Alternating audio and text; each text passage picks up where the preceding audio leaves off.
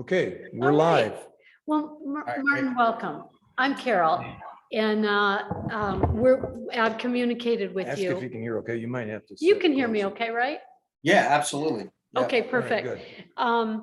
So we've been doing Zoom meetings for a couple of years, but this is our first hybrid meeting where we have people zooming in and people here. We don't have a room camera, so I'm sorry you can't see who's physically present, but we've got a lot of people who are so interested. They have read the emails that I've sent out, but I just want to make sure everyone knows. Martin Buday is joining us from Philadelphia. He earned his BA at the University of Pittsburgh and his MFA at the Savannah College of Art and Design. He's had, if you look at his about info on the website, he's had quite a number of exhibitions across the US. And press, which I was just amazed by, Martin, across the US and also Europe, including the UK, France, Italy, and Russia. And when I saw those things, I'm clicking, I'm like, wow, what'd they say in Italy or Russia? And I'm like, I don't know. I don't read Italian or Russian. So that was fascinating to me. I'm interested in how you, how that went. Were there translators or are you multilingual? Oh, no, no, those were all, roughly translated. Yeah, fascinating. Well, his work is pretty widely known. Prophetic Kingdom, and I have a copy of the book, Martin, and that's going around the room, so people are looking at that beautiful publication.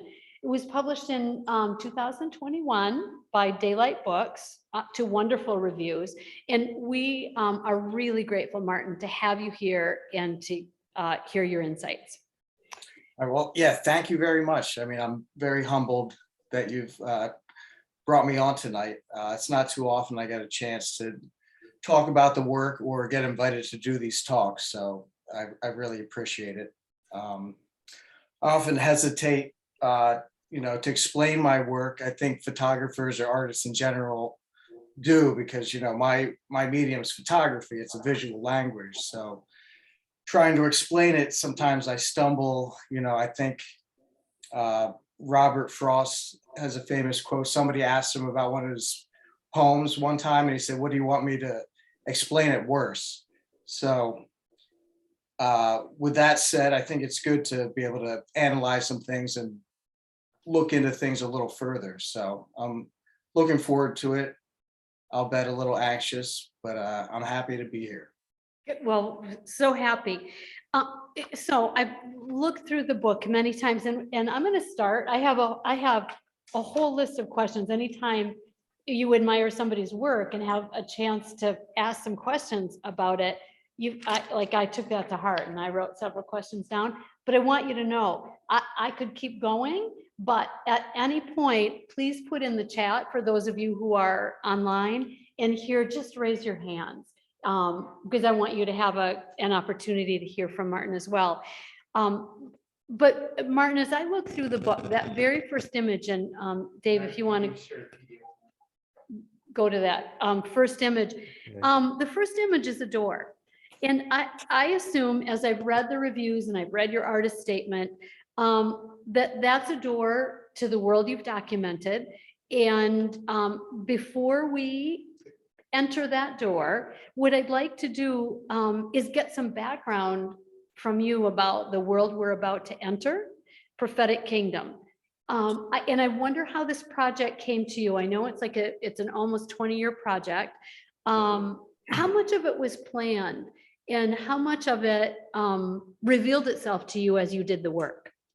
Well, it definitely reveals itself over time. I mean, I'm not the one I'm jealous of when people have a project that they know what they want to do and they can go out and shoot it. I'm more the opposite, where I like to go out and shoot and then over time see what the work reveals and make sense of it over time by the editing process, putting things together, and then it finally makes sense.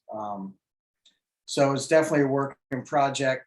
The work, I've gathered groups of these photos, and over time I've called the project something else, and it wasn't until recently where I came across the title, as you know, maybe we'll talk about later, from a photograph or a building I found, a ministry named Prophetic Kingdom. So the title came afterwards, that most of the work was done, and then I started making sense of things and then putting them together, and the story kind of starts to make sense as, again, through the editing process of connecting things, and that's when they tell the story.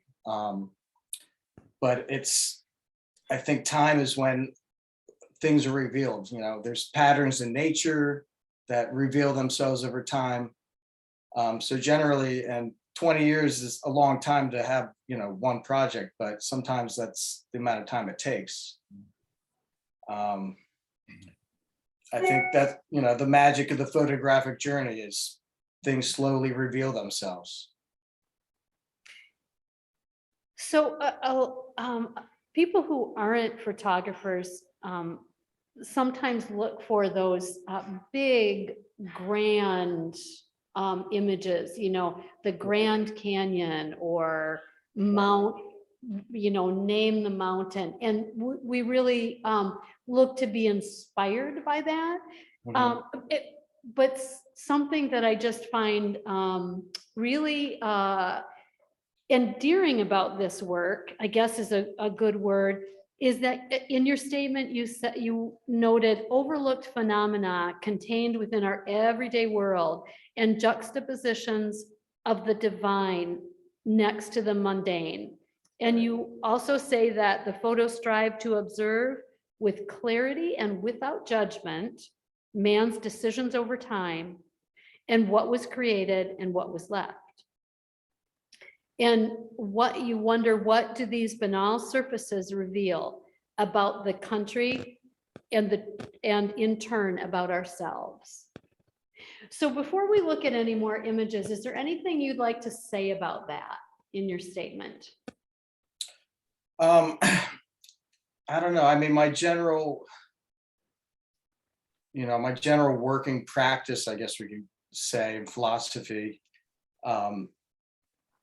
is, you know, one of paying attention. You know, really the basic thing is having a curiosity, but having mindfulness and slowing down and just paying attention, having presence, being fully awake in the moment and being in contact with the world around you. I guess these banal, kind of empty, you know, rundown places I'm attracted to. I don't know. I grew up as a teenager skateboarding, and I really love skateboarding. And we would go to the places that we could go to were usually rundown places where there's nobody there. We would be the only one appreciating, you know, some silly thing like a set of steps or whatever. And I always, you know, felt attracted to these places, and they had this energy to them of, you know, full of history, full of a past. And I don't know, I think those are the places that you can really, if you look at close enough, really reveal a lot.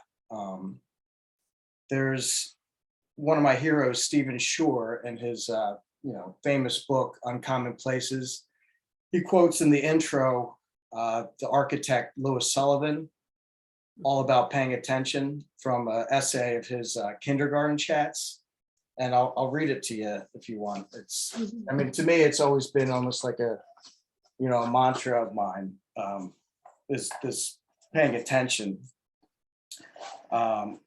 So Louis Sullivan writes in kindergarten chats, "For attention is the essence of our powers. It is that which draws other things towards us. It is that which, if we have lived with it, brings the experiences of our lives ready to our hand. If things but make impression enough on you, you will not forget them. And thus, as you go through life, your store of experiences become greater, richer, more and more available. But to this end, you must cultivate attention, the art of seeing, the art of listening. You needn't trouble about memory, that will take care of itself, but you must learn to live in the true sense. To pay attention is to live, and to live is to pay attention. And bear in mind, most of all, that your spiritual nature is but a higher faculty of seeing and listening, a finer, nobler way of paying attention. So to me, if I had to sum up my, why I photograph or look at photographs, it's maybe that, I don't know, paying attention. Mhm. Very good. Thank And you. yeah, like you said, the Grand Canyon, that's like an obvious thing to be in awe, but I think you can find that same awe anywhere around you. Right. Anybody have any questions anything they'd like to have Martin elaborate on right now? Yeah. I'm Pat. curious about the use of the two colors, the tans, shades of browns and ochres, and the orange. Did you have specifically in mind, you wanted to use those two colors? Or did that come later when you were editing and sorting? In the picture of the door? Everything. Oh, everything. Oh, Orange, yeah. And I was wondering if to get orange in every photo, you had to Photoshop it and change colors to get the orange. Martin, did you hear that? It was a little hard for me to hear, to be honest. I mean, Okay, would, This might help. okay. yeah, sorry. It was, That's Sorry, okay. I mumbled, it's my fault. Is that no, better? no. Flip the switch one more up. I'd like to sing Melancholy Baby. We'll call it. I'm sorry, I mumbled. I was curious about your use of primarily two colors, the shades of brown, the tans, and ochres, and the orange, lots of bricks and signs are in orange. Did you start out thinking you were going to use those two colors to shoot an assembly of photos, or did you kind of bring those together when you were sorting everything in? I heard a question about my colors. Certain. It was still kind of hard to hear. Carol, would you be able to? Yep, sorry. Maybe come up closer to the mic. You might have to repeat what people say. Or just, Yep. I could talk about my color. Yeah, and the question was, there were a lot of browns and ochres and oranges. Yeah. Was that did you seek out those colors, or did that also reveal itself to you? Well, I'll digress a little bit. My grandfather was a painting professor at the University of Hartford, Connecticut. I grew up, loving painting and looking at paintings, a lot of abstract art, geometry. So I've always, tried to pay a lot of attention to colors, and I think some of the places I photograph, another reason why I'm so attracted to them is their colors might be a little more muted. They're a little, subtler, maybe older, color choices, that something about them are simpler. So these colors, I don't necessarily look for ahead of time. Going back in the editing process again, yes, I will start making connections between color choices, and we can go through the book here and there and show examples of why I chose one photo that before another and what leads next. Sometimes it's color choices, connections, that's interconnectedness. Colors are very, very important to me. In the book, I mostly color. There's maybe 10 black and white photos or so. And we can get into, why I do both, but colors are very important. It's hard for me to really think ahead of time that I'm looking for something. Maybe if I am looking for a certain photo, I might be looking for a color, but it's usually a pretty organic feel. I just see something that I'm attracted to. But yeah, I like these more subtler, off colors, I guess, if that makes sense. They're all, or mostly two colors. Yeah, go ahead. Yeah. talk. Hi, it seems to me that most of them have the two colors. There's the orange and there's tan. And since they're all consistently of the two colors with some intrusions of blue, I'm Yeah. wondering how you chose those two colors and have that selection of photos. You know, Because and it's interesting to me to hear that, because sometimes I don't realize these things until I hear it from somebody else seeing it. You know, looking back at it now, yeah, I can see that if I guess if I go through it, maybe there's something about the orange and that brownish that I'm really attracted to that I haven't really paid much attention to. A lot of times I don't pay attention, like it takes me, you know, multiple readings or going back to actually, you know, see what I'm doing. Or there are picture frames and all kinds of things that are orange and bricks.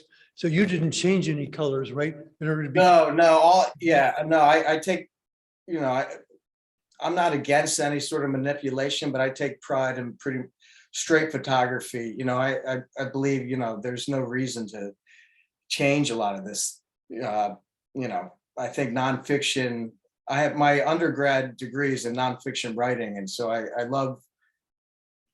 think nonfiction is, you know, stranger sometimes than fiction. And I don't, in my photography, I'm a purist in that sense, where I like to shoot with film straightforward and then let everything else be kind of open-ended. I don't feel the need to make anything more weird than it is. So- Right, So you're You shooting, know, if that makes sense. yeah. yeah, so you're shooting like you would shoot film. It's captured in the camera, basically. Yeah, I try to. The beauty, a lot of these are shot with a 4x5 camera where you could really take your time with, you know, the composition and, you know, making sure everything's how I want it to be. There are times where I will crop after the fact to make, you know, some things I might not have gotten right. But I try to keep it as straightforward as possible. But I'm not against a little bit of, you know, you color, like sometimes you have to, you know, brighten something in post-production. You know, there's always going to be a little bit of play, but nothing over the top. And Martin, you did say, didn't you tell me these were all large format film images? It's a mix between a large format camera, a Vista that I use, and two medium format cameras, a 6x9 Fuji that I've had forever, and a Bronica 645. So it's these three cameras. Basically, the whole project were just those, which helps, you know, give the whole project a, you know, a coherency. Great, thank you. Okay, I'd like to Should turn our we- attention. Well, should we go back to the door? Sure, Why we did the door? yep.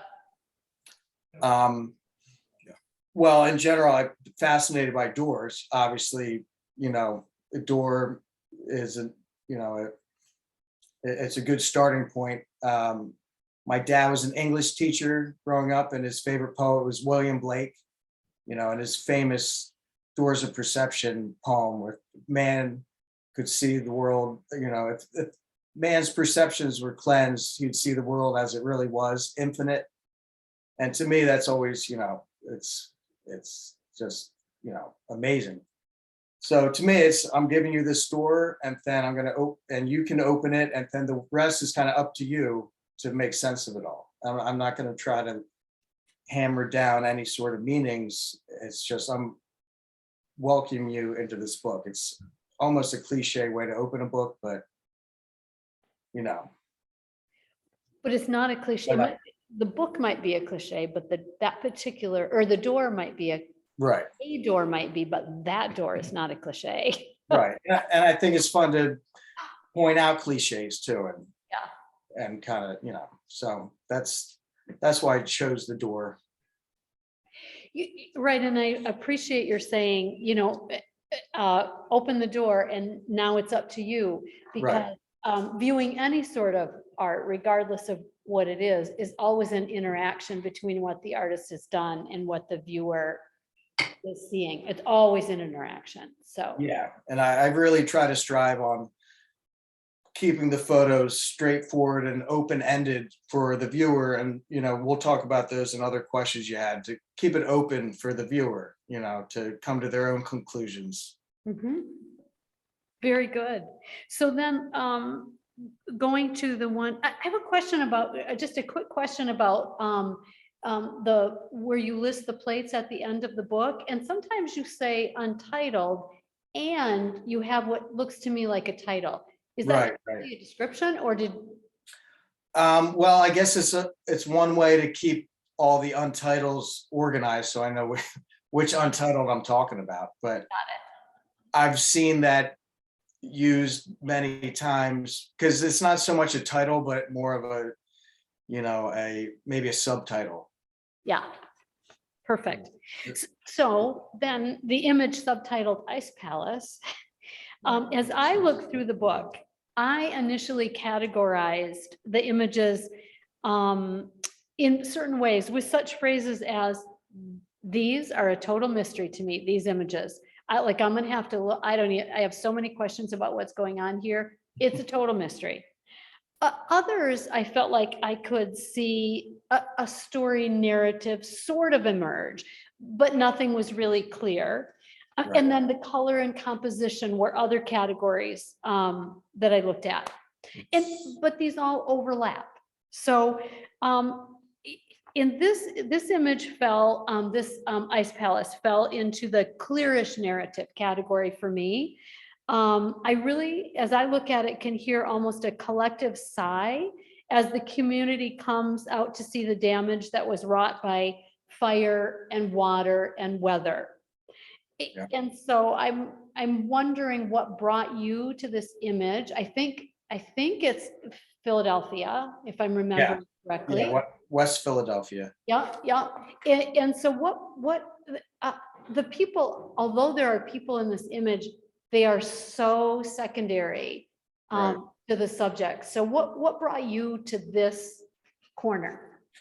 Yeah, well, initially it was a collective sigh. When this happened, it was all, it was a big deal. It was one of the most, freezing cold days in Philly, and news came out there was a fire, and when the fire department put out the fire, it just froze instantly, and everyone called this the Ice Palace. And I got there maybe a day or two late. They had already put the fence up. There's some other photos I saw out there other people have taken with that, but yeah, generally I mean, just what you said, it's nature taking over, the elements prevailing in the end. I mean, that's obviously what I think will happen with mankind, whatever, if we want to get philosophical about it. I put the image in the beginning to kind of, make an impact and to make people think what's going to come next, what's going to be, what's this book about. But yeah, that basically that, I mean, nature will wreak havoc if it wants to. Right. There are certain things we really don't have control over. Yeah, I mean, basic. And yeah, humans are rare in the photos, but I still included some here and there. Mhm. They set a little bit of context, but I don't know that they aren't always the primary focus at all. Right, Any right. questions right now? They're nice for scale. Okay. Yeah, they're nice. The Yeah. humans are Yeah, nice. absolutely. Yeah, humans like this definitely help with the scale. Okay. So page 17. We'll move next to one called that I don't remember now what the plate said, but I'm saying peace token cigarettes. Yeah, that's Right. the Okay. Yep. So this image is from 2008 in New Church, Virginia.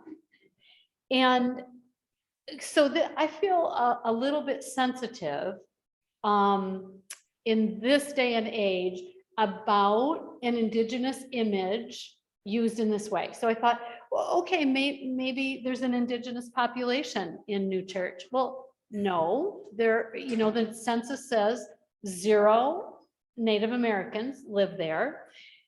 So I'm wondering, because this was from 2008, Martin, was there the same sensitivity at this at that time? Is that why you captured this image? And how do you feel about it now? Well, so to me, I mean, right off the top, I mean, it's a very, to me, very racist image and appropriation of, Native Americans, indigenous people. This was on the side of the road. I take many road trips down to the Outer Banks to visit my family, and I'd always pass this. I mean, it just stands out. And these are kind of the quirky things I look for. And yeah, I mean, as far as, I mean, it's just about racism and the history of America. Genocide is based on genocide, and the genocide of Native Americans. I mean, it's just atrocious. So it just stuck out to me, and how ironic it is to use that as a peace token to sell cigarettes. It's just everything, and and how sad. I think this is the chief Red Cloud. I think that's, over time I found out who this was. This Chief Red Cloud, who was one of the most important leaders. I wrote this down from Wikipedia. He was one of the most important leaders of the Oglala Lakota tribe from 1868 to 1909. He was one of the most capable Native American opponents whom the US Army faced in its invasion of the Western Territories. So he was, trying his best to save his people and land. And it's just totally ironic that he's now used, to sell cigarettes. It's almost like he's stuck in this image for eternity now, as with a sad expression on his face. He was, later, I think, part of the pretty much forced into what treaty was it? The Treaty of Fort Laramie, which was one of the first agreements to make Indian reservations, which later were all, stolen back from the government or whatever. And I think to this day, the Sioux tribe is owed over $1 billion, which they refused. They just want their land back. So I don't know. It's just, the book in itself is all about America. And so I wanted to at least include some of its past. It's a nod to Edward Curtis, the photographer who took this original photo, I think, in black and white, sepia toned. And yeah, I don't know. It was just powerful to me that, and this is the South, which, stereotypically there's, a lot of racism and, topics like that. So besides that, there's other things that interest me. I mean, there's always more than one thing that kind of interests me, or that when I go back to over time reveal themselves, the price of gas and other little details. But yeah, I think I needed, as we were saying earlier about not including too many people, I still like to include images of people, or ideas of humans. And I think I had to include, a Native American reference when viewing America. For sure, and a great example of, as this conversation has evolved about this image, a great example of how layered all of your images are. There's initially, okay, a pink car, but then as you talk about it, what's revealed about, again, us and what we've created and what's left and where we're going. Yeah. Yeah. No, thank you. Yeah, layering is very important to me. And Very good. Thank you. So let's go to page 21 of the PDF. And there are actually two images, and I don't know how, yeah, there they are. So I think the thing that ties these two things together visually is that, is the pole. It's a little hard to see on the right, but it's a go-go bar and hotel. Go-go bar Grill and Hotel. And, there's a woman in a pole. And then on the left, there's the carnival horse impaled is the only word I can think of, impaled with a PVC pipe, Yeah, planted in a yard, and in the yard, it's unkempt, and there's that milk jug with Tweety on it, and I think some sort of shell-like shape. I don't know what's inside it. So this is one of those that I went, oh, wow, this is a total mystery to me. I don't have any idea how or why that horse got there, Yeah. or, yeah, me neither. right? Well, I do know. You do know? Well, when I was taking the photo, which happens often when I sort of creeping up on this yard, the owner came out, an elderly woman, and just, asking why I was taking a photo, and it happens more often than not. I'm, sorry, I just, thought this was very interesting. And then she loosened up and she said her husband used to work for, Carnival, and, when he passed, this is like a homage to him, and she was super sweet. So next time I go to this area, it's Ocean View, Delaware. It's coastal Delaware. I'd like to give her a print. But yeah, very surreal, very, strange. And the details you pointed out, Tweety bird in the shell. I saw them. My main focus was to get a shot of the horse, and then later I see all these other details, which is what I love about photography.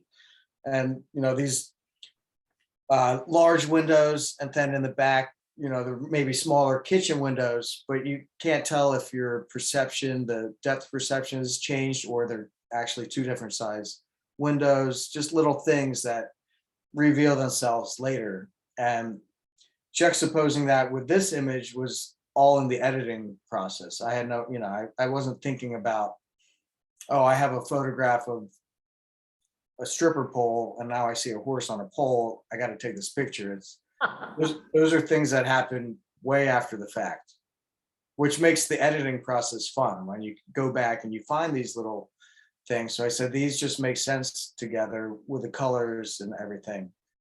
And aside, and not just these two photos, there's the cover photo of a horse, which is in turn a unicorn. And then there's another one, is Beware the Dog, and it's actually a pony. Yeah. So I almost see like there's a relationship between those horses. One is stuck, on a pole. One's, I don't know. A lot of these things reveal themselves later. Yeah. So was the Go-Go Bar Hotel in operation when you captured that image? Because I see from notes it's demolished now. Yeah, luckily, it was one of the last few years it was there. The history of that place is fascinating. I mean, it was an actual hotel in, I think throughout the 1800s. It's on a main thoroughfare from Philadelphia to Dublin, Pennsylvania. And at the time, it was probably one of the only, hotels along the way, probably, dirt road. Over time, it became a strip club, and the owner was very political, very outspoken. The township didn't want to have a strip club there, obviously, and there was some flooding that occurred that came over the main road and flooded out his place, and they didn't want to help him at all. They wanted him out of there. It wasn't a flooding that was done on purpose, but they didn't want to help him at all. So he just doubled down and painted this place atrociously. And what I haven't photographed, what's not in the picture, he had trucks full of all sorts of political messages, but finally they destroyed it, and I think it's a beer distributor on the property. But it was, an eyesore for sure. But it was an early morning. I felt I had to capture it before it's done. And in the background, you can see still some remnants of farmland. And where I'm from in Bucks County, a lot of it's all now strip malls, and it still captures a little bit of what it used to be. So Wow. it has different meanings. For a lot of my friends back home, it means a lot because this is something that they have seen every day. But I think you question, why is there not a door on the ground floor? And I can give all the literal, I have all the reasons for those, but obviously I want to keep these things kind of mysterious, open-ended. Let the viewer think, why isn't there? I mean, this is the side entrance. So the main entrance is to the right. So this is kind of like the fire escape. It used to be a hotel and there were apartments at the time upstairs. So I think that was just an emergency exit. So as you tell the stories of these images and reveal some of the secrets, Yeah, it, what I think of is there's seeing the image just as we look at it, and then there's really seeing it, not just visually, but seeing the layers of story. Like, I will never look at that carousel horse again without feeling just a little twinge, knowing that it's an homage to her husband. It's a Right. whole new thing now. right. Yeah. I mean, I think that's great when you can hear some backstory that can give a whole nother layer of meaning. And these gradual layer of meanings, that I think are wonderful. Hmm. Mhm. You want to go to the pink car, page 27. Yeah, the pink car. Yeah. Okay, this is one, this definitely falls into that category for me, like, what? I do Right, not right. understand anything about this. Okay, the car is clearly damaged. And when I just glance at it, I think, oh, there's been some kind of bonfire. There was a really big party and they turned over the car, but Right. Yeah. actually, I don't think it's a bonfire. I think those are pallets that I think. Right. Yeah. And so did this just get dumped by a tow truck someplace? Is this on the edge of a junkyard? But look at the color. There's that pale gray sky that's prominent in a lot of your images. Yeah. And the just that green, that intense green, and then pink. Yeah. Well, I'll tell you the literal, what it is, but the pink and the green, it was early spring, is that kind of pastel-y Easter time. They just went together well. I've shot this a couple times, and one was in the middle of winter where the background was just, empty, bare bone trees, and and that worked too. But the combination of the spring, it's kind of new life, and then the end of this car, this juxtaposition of life and death. The gray sky, I love these slightly or just open, overcast days that really illuminate everything in an even light, which I learned from the German style of photography, the Düsseldorf School of Germany, the Bern and Hilla Becker, who taught Thomas Struth and Thomas Ruff and all these Germans that did this very straightforward, large format, but gray, kind of bland. It's that overall lighting that I'm attracted to. And yeah, I like all your interpretations. Was it a teenage party turned awry or what? But it was actually in the back of a fire department, and this is their training ground where they would train.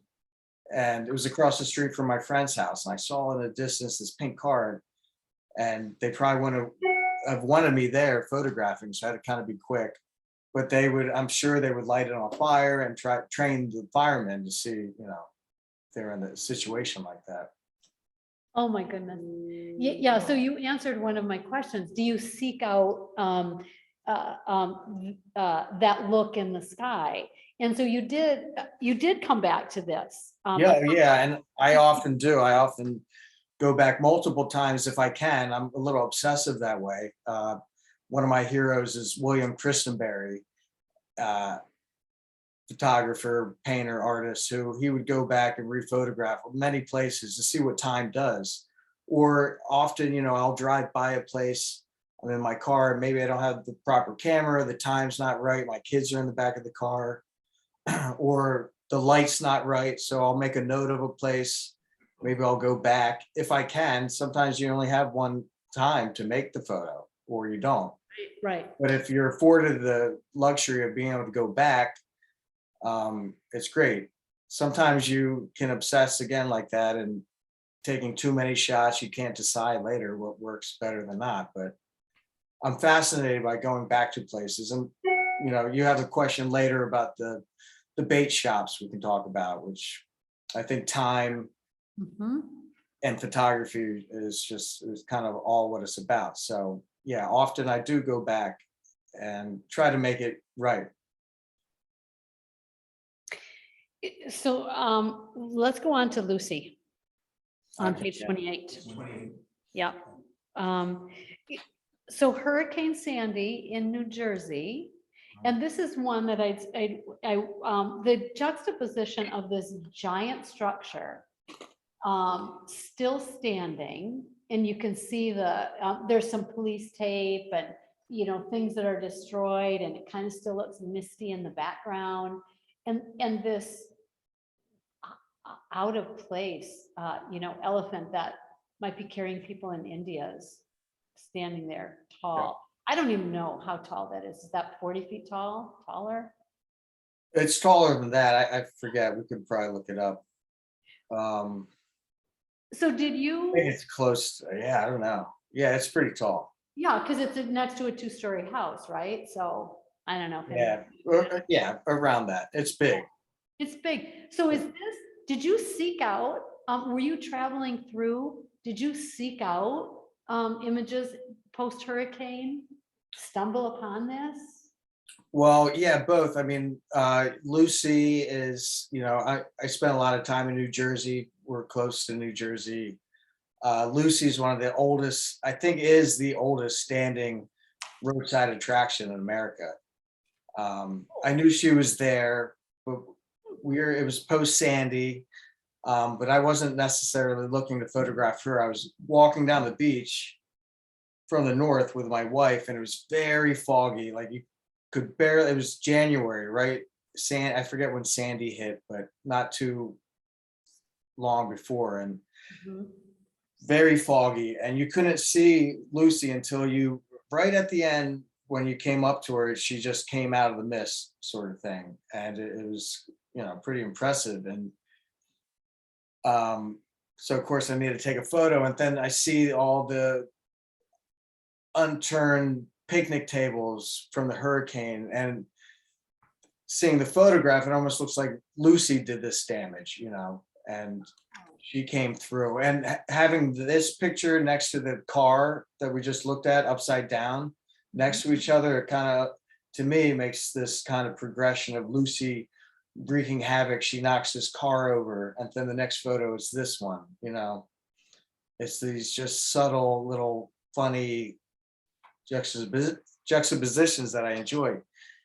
But yeah, she makes a presence in animals being real or fabricated. You know, she's just having this resilience over the storm, just standing there looming. There's a great the essay Nicole Cack, or no, Alyssa Wocomino, one of the first, Mhm. I think maybe the second essay in the book. I can read a passage if you like from. It's Mhm. all about animals, and why they're, you know, they're throughout the book, animals, and why they're so important. Would you like me to read Yeah, that? that'd be great. Yes. She says it better than I could. Sorry. And there's one of my favorite photographers, Ed Pinar, who just received a fellowship, a Guggenheim Fellowship. He's got two books called Animals That Saw Me. Great books, very funny. If you've never seen him, I look him up. He's always been a hero of mine, and animals mean a lot in my work. Let me read what Nicole writes. Or no, this is Alyssa Wocomino. So there is one collection of photos, though, that stands out, the ones featuring animals, both real and fabricated ones. There is the monumental concrete, which is actually wood, wide-eyed elephant stalled in a misty, empty lot, and the caramel pony looking directly at us from behind a fence on which a sign humorously warns, "Beware the dog." There is a sculpture of a serene unicorn that looks almost real in the black and white desert, and a great egret that meditates on a wooden ledge overlooking a canal. Our eyes fixed on these animals. Confronted by their stoic and graceful sense of control, we feel we have found what we were looking for. I'm reminded of another movie, The Great Beauty, by the Italian director Paolo Sorrentino. Similar to Paris, Texas, the Asian protagonist, Jeb Gambardella, aimlessly roams the streets of Rome to seek the meaning of his life. We only sense that his journey is coming to a conclusion when Jeb faces, in the middle of the night, a giraffe in the ancient ruins of the Bath of Caracalla. Stunned, he takes off his hat and gazes up at the towering animal as it calmly wiggles its ears. Just a few scenes later, he is similarly amazed when dozens of flamingos materialize on his patio at dawn. In both instances, the animals disappear as suddenly as they appear, causing a shift in our protagonist. He finds a sense of inner peace, perhaps. He's a little less restless, more aware of the remarkable beauty around him. In an interview about the film, Sorrentino described this encounter with an animal as a sort of rendezvous with the truth to perhaps be found within yourself. What is it about animals, as John Berger writes in his 1977 essay, Looking at Animals? They intrigue us for being like us, but not us. There will always be the silence held between our kind, an impenetrable mystery, which is maybe why for centuries we have resorted to animal metaphors and symbols to help explain our mystifying lives. The zodiac signs are just one of the many examples Berger cites. The effect of stumbling upon Buday's photos of animals is similar to Jep's sudden encounters. They make us pause and look for that truth within ourselves, namely that this constant unknown search will never really end. It's what it means to live. So I think she did a lot more justice than I even imagined, but I think it's very, the essays, I'm very happy with how they turned out. And For sure. anyway, yeah, I love animals. 31. So I'm gonna take us to page, or have Dave take us to page 31. Everything must go. 31 or 30? Yep. I thought I have 31. Oh, yeah, You want to do that? yeah. I don't know why I've got 31 on mine. I must have. Let me- It's on the right-hand side. Yeah. That's the bus. Excuse me, the Okay. bus. Yes. I'm School sorry, I bus. missed that, yeah. So, okay, we're in Utah, and this is one where for me, the texture in the sky and the mountains and the land is notable. It's notable in this image. And then right in the middle of it is this rusted out bus. Where are the wheels, the tires? Like, how did it get there? Were there ever windows in it? So it's another mystery. How far are we from civilization right here? Well, it's shot in Utah, and Utah, if you've ever been there, is pretty much like being on the moon. It's not that far, but it seems way far. And I guess this is near Moab, and I drove west through Colorado, through Grand Junction, and then when you enter Utah, yeah, all of a sudden you're like in the middle of nowhere, and you're pretty far out there. I mean, there's Moab is a small little town, but yeah, you're pretty out there. That's the western slope, I guess, of Colorado that you see in the best background. Got it. The, if you want the true story of this place, it's a motocross track that kids would motocross. And this bus was just a shelter, a viewing stage that they would sit in. The track is behind it to the right. Right. But as far as, giving the viewer an open-ended mystery, yeah, why is this bus here? It's, what's left over time, kind of apocalyptic sort of feel. For sure. Just juxtaposed against, this beautiful landscape, and how almost the bus ruins this landscape, but also, I don't know, maybe it makes it more beautiful or not. I'm not sure. Gives it some mystery. Yeah. Well, yeah, that's up to the viewer, I think. Is it more beautiful or not? It's up to Right. the, That's why I didn't in the book just tell everybody exactly what the story. You're getting a good behind the scenes. and I would say, I'm glad we're talking about some of them. We're not talking about every image in the book. Yeah, right. Because I do want to look at those other images and go, Yeah, sure. Oh yeah. imagine. And I hope these explanations don't ruin that experience, but No, it's kind of fun to get the backstory. it is. Yeah. Page 31, everything must go. Okay. So I know that you intentionally organized the photos, and when I come to this one, I didn't know at first because I've looked past it. This is really like the start of another chapter to me in the book. Because when I look at the next several images, I really see constant change. And this is kind of like a title to the next several images, everything must go. Yeah.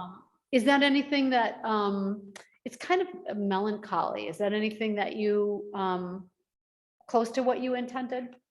Yeah, well, I mean, it's definitely melancholy, and I like your reading of it being a break. I try to do that with a couple other images of close-ups of a mattress here and there, flower curtain. They're intentionally trying to be little breaks in the action. I try to go from a long scene to a short scene. So yes, definitely like a break leading into the final kind of part of the book. And I don't like to put too many. I mean, I enjoy signage and words, but nothing that's too over the top, hitting on the head. Yeah. But we decided to go with this, and it makes sense with everything. Entropy is a big theme in the book, which the Robert Smithson's Spiral Jetty we can talk about in a bit with the space question. His work is all about entropy and everything falling apart, and I think a lot of that is part of this book. And not only just the theme of the book, but the image itself, everything must go. The sign is falling apart itself. The wall has been changed so many times. There's how many different bricks or cinder blocks, everything's going to fall apart. I mean, everything's built by man before it was even built is falling apart. So it's, kind of along those lines, not trying to be too, melancholic about it, but I guess it is a little depressing. Yeah. Yeah. But that's the truth. Everything falls apart. Everything's got to go. Yeah. So then the bait shop, early on, there's a picture of this, 33, sorry about that. Early on, there's a picture of these, of this same bait shop. So Right. It's several years across. It is incredible how little they've changed. Like, I think it's 7 years or something. The first one, early in the book, the dolphin is black, but I think everything else is pretty much the same. And the signs don't change, nothing changes, the painting on the building. And this must be something that you travel by frequently. You visited at least 3 times. Mhm. Right. This goes back to the, rephotographing places. William Christenberry, again, if you're not familiar with his work, definitely look into him. He'd go back to certain places, photographing them over the years. And seeing what time has done. You know, photography is the most amazing thing for that. It shows you time in a photograph, and then having to see these little juxtapositions, what humans have chose to do, what haven't they chose. Mhm. That first image, it's not so much a black, but a dark blue, and the Oh. color scheme there is a red, white, and blue. And the second image in the book, and it there's references to Wim Wenders and his film Paris, Texas. He uses red, white, and blue throughout the whole movie, symbolizing this, you know, American kind of symbolism and dream. And to me, I wanted to open up with that. This first, you started with a door, and then you had this open door with the red, white, and blue. But you had that image, and then when you come to these two in the book, you kind of remember that first image, and it makes you physically flip through the book again. So it makes the viewer kind of go back through. But you have these two at least to look at. And yeah, to me, it's just humorous. Why would you have to begin with, like a dolphin for bait shop? I really hope you're not fishing for dolphins. And it's kind of ridiculous to even have that. Right. And I don't know. But then the best kept secret in New Jersey, just little things and symbols and paradoxes, bait, you know, maybe you're baiting your viewer into something. But I enjoy diptychs from other artists, and I just wanted to include one that shows, that can really kind of show you the passage of time and the choices people make, and you know what they don't make, maybe even says more. Right. And I don't know. And yeah, it just this place always struck me, and I drive by it all the time. I haven't been there in a while, so I should see if it's still there. Time for another one, right? I'm sure it is still You there. know, yeah, I should. And I'm sure it doesn't look much different. Yeah. So let's take a quick look at 3 images from outer space. And, you know, Yeah. being a child of the 60s and Star Trek and Right. Yeah. Danger Will Robinson, what was the show? Lost in Space, thank you. Right? So we have, no, I think I read this. Strange encounters of the third kind, and Yeah. all those. So we have exactly, there's the Moon Hotel. Remember what it was? That was on page 34, yeah? Sorry, this. Yeah. Sensitive. The Moon Hotel. And then why don't we just, I Go to want to look 34. at, yes, take a quick look at all of next. them. The next 3, yeah. Yep. You know, throughout the book, I try to do these little pairings, you know, little groupings that, Okay, somebody lives here. yeah.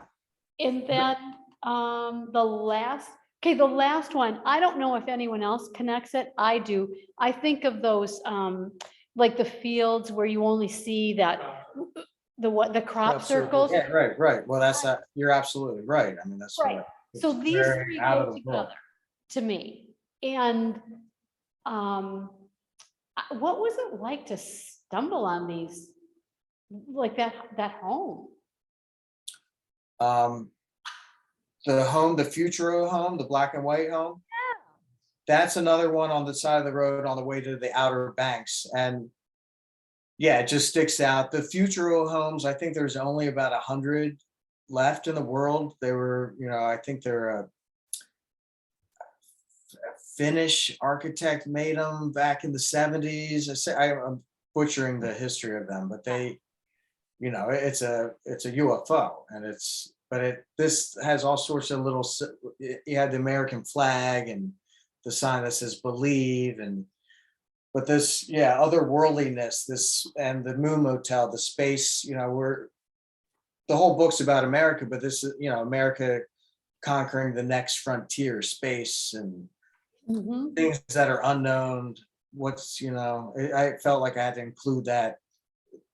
And Robert Smith's Inspiral Jetty, that to me, and there's in one of the essays, in Nicole Cack's essay, she talks about him more at length, his whole idea of entropy, things falling apart, and the symbol of his spiral going counterclockwise time, instead of going in a linear path, it kind of circles back on itself and meanders.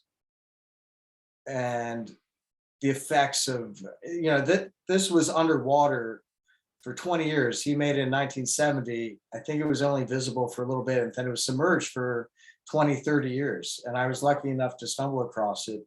I was on a road trip, and it is in the middle of nowhere. You might as well be on Mars. It took you're way in the middle of nowhere to get to it. And it was fascinating to me. He was, this land artist, definitely worth looking up the meaning behind this, many meanings behind it, very multiple meanings. But a lot of it is the core of it is entropy and things falling apart. Could you give that name again? Robert Smithson. Thank you. Yeah, famous land artist from the 70s. He died when he was only 35, I think, in an accident. And he was married to Nancy Holt, sorry, with an H. And but this work in itself, it was the 50th anniversary, I think, last year, and it meant a lot to include it in the book. It's different from a lot of pictures, but the idea of entropy and how time kind of meanders like a serpent, I think, is central to the book. Mm-hmm. Yeah, that's a beautiful image. Thank you. Yeah, it's not that dull sky. It's a little different. Right. So the next one, you made the image and it's on page 42. You made it in 2017. And we have to assume that this memorial was painted, I do, around 2011. So an unusual use of the digit one hell of a man. Like very homemade. Yeah, born, rest in peace, this really also is, I think, what kind of impression must this man or woman, man, what impression must he have made on people around that, this is the way they would memorialize them? Yeah, and what more, gosh, could any of us hope for that at some point someone puts up a sign and says, great gal. Is something you stumbled on? Oh, well, yeah, another roadside. This is on the way to the Outer Banks again, where my grandparents lived. And yeah, I mean, it's very homemade and very touching to me. I mean, it's obviously he meant a lot to his family or community, neighbors. I don't know who wrote this, but somebody that loved him. And to me, it's as impressive as if you were in Père Lachaise, Paris, and you see these giant statues to memorialize somebody who was rich and famous. I mean, to me, it's just as important. It's somebody, it's a touching sentiment to somebody. It's quirky and it's mysterious. The windows are still, can't quite see through the curtains. The sign says, private property, this homemade parking space, kind of overgrown, but a little bit upkept.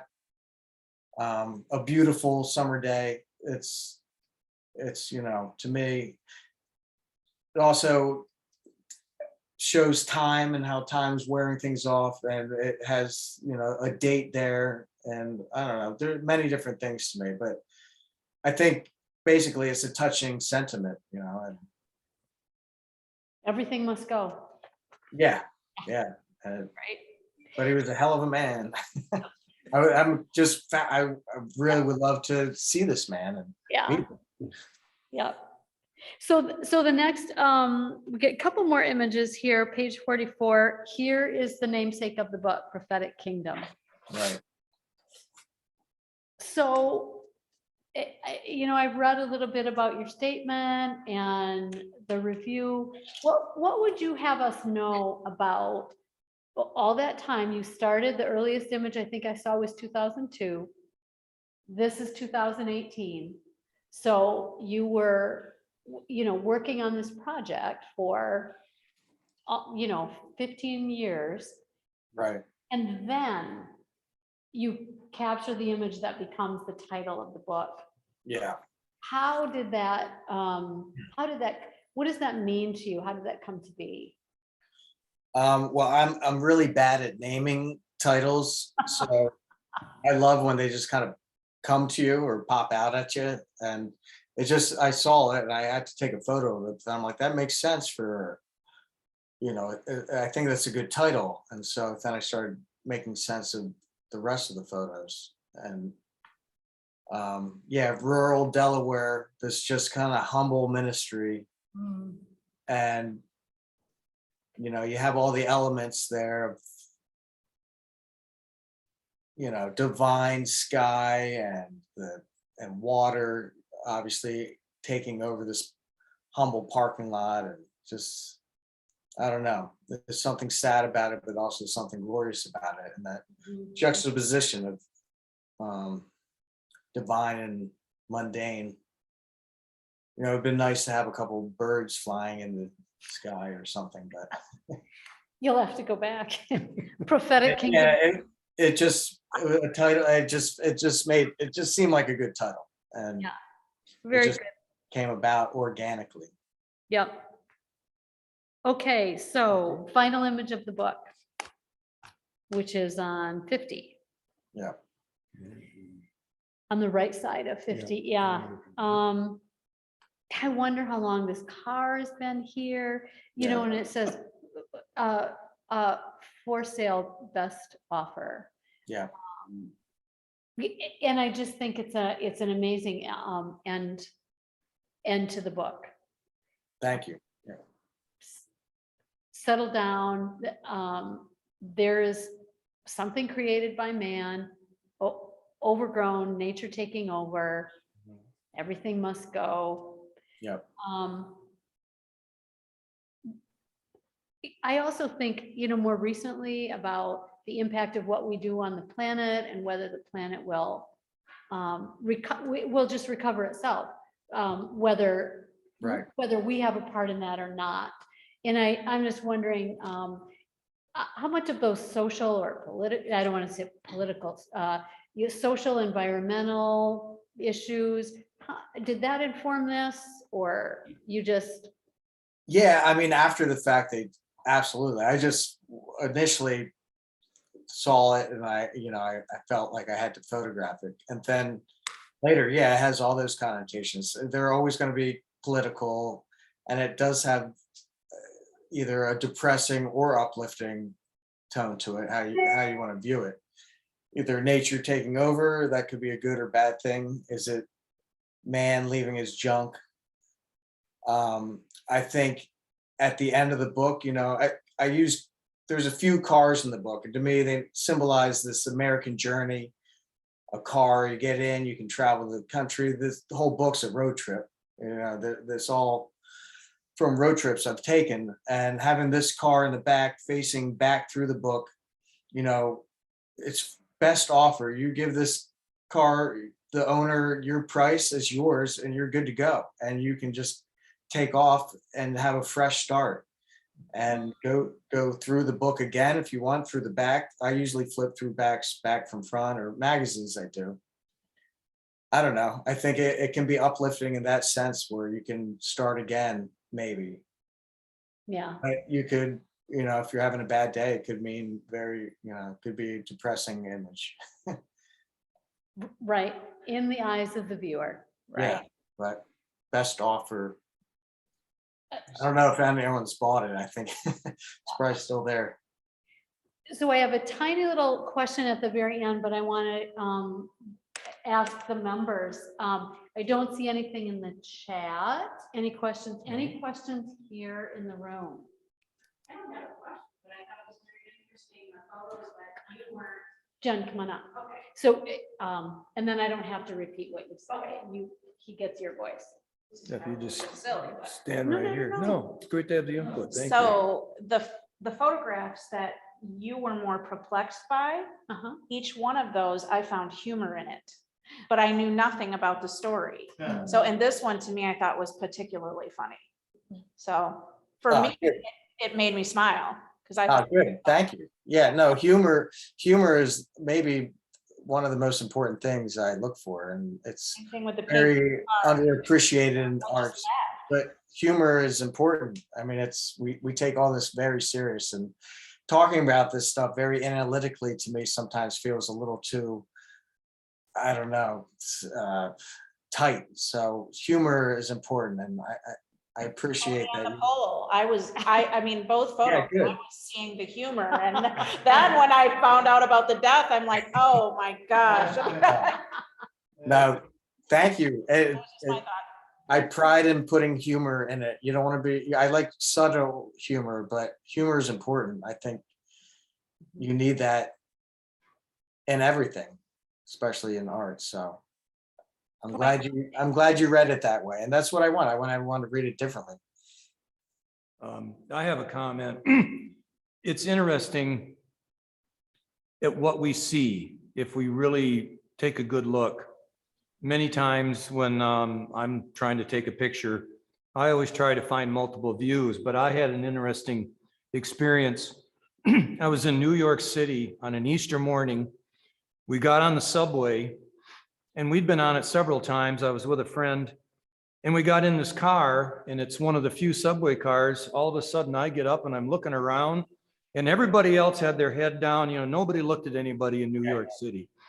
But the car had no graffiti. It was totally clean until I got up and walked around and started looking at it. And I'm commenting to my friend, and all of a sudden, everybody else in the car, all of a sudden, oh, they had never even noticed it. They're so, Right. you know, blocking things out. Yeah. It was just that was one of the experiences as I was starting to become a photographer that I learned that you really have to learn to see. You just have to Yeah. look sometimes. And Absolutely. great examples of where do you really see a picture and what story can come from it. So I hope everybody agreed. Yeah. Now, Absolutely. Right? yeah, So really appreciate your work, Martin, Thank you. and the construction of the book. My question comes back to you have a trained history of being an author. And many of us photographers would love to put a book together of our work. What would be some tips you give a novice photo book person on how you might approach how you might approach assembling your photos into a book? Because you've obviously put a lot of thought to it, but do you have any pearls of wisdom you could impart on somebody that might have aspirations to do it, but has none of the training? Like, I mean, you have a BA in literature, so you approach it in multiple levels. So I'm just curious what your thoughts are. Yeah, thank you. And yeah, putting a book together of my work has always been a dream. And it, like I said, it took me, this is 20 years worth of work. I mean, it doesn't need to be that long, but you want to wait till the work you feel is ready to tell a story. But start by putting it together in different ways. You can make work prints or have them on your computer as JPEGs and start. It could be 10 photos, 20 photos, whatever, and start making sense of them. Let time kind of reveal itself. I don't know. I think just I would put them together and start making sense of them. If you feel like there's a story to tell, or even if it's just like a slate story to tell, then you're onto something. And it can be subtle. It doesn't need to be anything. I would just take your time with it. Believe in yourself, for one, believe in the work. And just, you can make book dummies. There's a lot of print on demand, which you can make dummies from that. And then there's all sorts of, contests that you could enter that they will give you grants or whatever to maybe fund the books. But I would start with just putting your photos together in groups, and if they make sense, it could be more of a novella than a novel, and you just, I don't know. It just kind of should be organic. But if it's something you want to do, then just do it. Yeah. Follow-up question. Yeah. So Martin, I have a follow-up question. Even though you're a trained literature person, you chose in your plates, you did not on the opposite plate put any story or description. Was that a choice or because you're wanting interpretation, or what was kind of your use to not have like a story behind each of these plates? Yeah, I mean, exactly that. I want the photos to tell their own story, and I don't want to, I think it just mumbles it up by explaining this is a different situation where we can kind of look behind the scenes. It's kind of the bonus edition of a DVD where you can, the director's cut, you can kind of ask me these questions. But in the book itself, I want it to be very open-ended, and the photos should be the things telling the story, and it should be different for everybody. I mean, I think any great work of art is, you know, if they're not going to knock you over the head with what they want to tell you, they want to open that door for you, introduce you, and you come to your own conclusions. I think it's that joint effort between myself as the artist and the viewer that makes the art. Yeah, you must have been thrilled to have Jen give you her interpretation. Yeah, That must have been fantastic. I love their interpretations, and I really pride myself on the 2 essays in the back. I wanted outside thoughts on the book, and the 2 essayists, Lessa Wocomino, she's an editor at Hyperallergic, and Nicole Cack, who's an editor. I talked with them a bunch, and we shared a lot of similarities with, you know, our taste in films and other things. And I wanted outside voices, women's voices, because, you know, interpreting, you know, this male view of the country or whatever. And I was really happy how they turned out. So I wanted to include some text to put some, you know, some sense of everything. And I'm happy with a couple of reviews that Carol pointed out. But again, I get, it's hard for me to explain the work, and I think it kind of like takes away from it in a sense, because I'm thinking visually, and that, but I love other people's interpretations, and I like multiple readings of it. So I appreciate. There were a couple of comments in the chat, Martin. I would say somebody said, I agree. I love not knowing, Yeah, not having the interpretation, not knowing. yeah. No, I think that's probably better. And then, because to me, other photographs or any art that I really like, I come back to it multiple times, and maybe I change over the years or not, but to me, what a successful photo or painting I can come back to, or a novel throughout my life, and it changes how I change, or I read more into it, or it grows on me. And I think those are the ones that are successful, that you can come back to it many times. And I think everybody should have a different interpretation. Maybe we'll agree on a lot of things, but I think that's what makes it open and beautiful. For sure, for sure. So any other comments or questions from guests online or anyone here in the room?